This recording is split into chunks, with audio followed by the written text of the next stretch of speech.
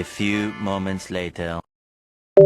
Oke, di sini kita akan mempelajari tentang pengertian kurikulum merdeka atau disebut dengan KUMER. Adapun pengertiannya yaitu kurikulum merdeka adalah kurikulum dengan pembelajaran intrakurikuler yang beragam di mana konten akan lebih optimal agar peserta didik memiliki cukup waktu untuk mendalami konsep dan menguatkan kompetensi. Oke, di sini kita akan membahas tentang karakteristik kurikulum merdeka. Ada beberapa karakteristik. Yang pertama, pengembangan soft skill dan karakter. Dan yang kedua, fokus pada materi esensial.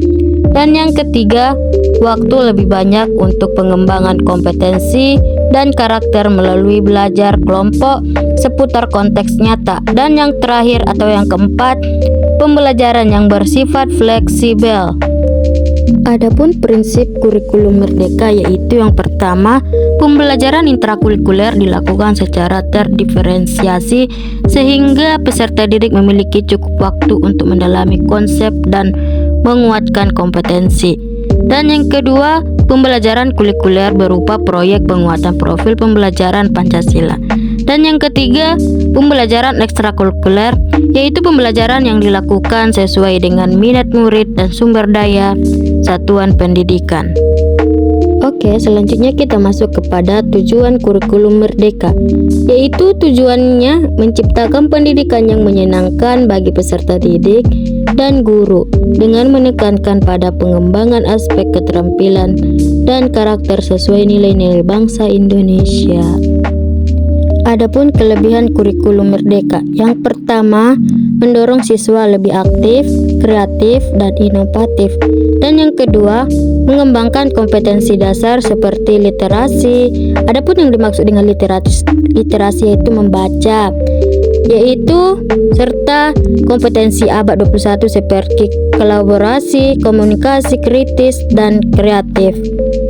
Adapun kekurangan kurikulum merdeka yaitu ketidaksiapan guru, kurangnya pelatihan terkait kurikulum merdeka, kurangnya sarana dan prasarana, serta sistem pembelajaran yang kurang optimal. Adapun capaian pembelajaran yaitu capaian pembelajaran pembaharuan kompetensi inti dan kompetensi dasar yang dirancang untuk menguatkan fokus pengembangan kompetensi. Selanjutnya, penyusunan TP. Adapun ada pembagian penyusunan TP ada 3 macam. Yang pertama, menggambarkan pengembangan kompetensi yang harus dikuasai. Dan kedua, ATP dalam satu fase menggambarkan cakupan yang linear di awal hingga di akhir. Yang ketiga, ATP pada seluruh fase menggambarkan cakupan kompetensi antara fase dan jenjang.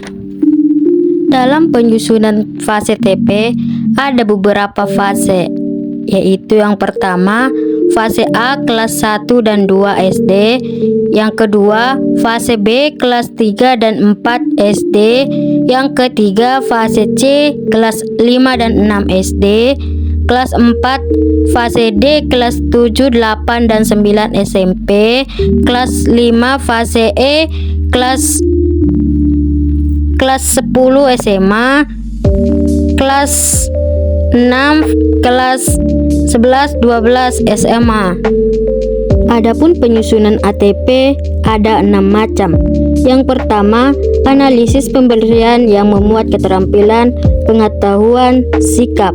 Yang kedua, kompetensi di awal harus dikuasai sebelum mencapai kompetensi akhir. Yang ketiga, analisa suplemen profil Pancasila yang sesuai dengan pelajar capaian pada fase. Yang keempat, rumusan tujuan pembelajaran.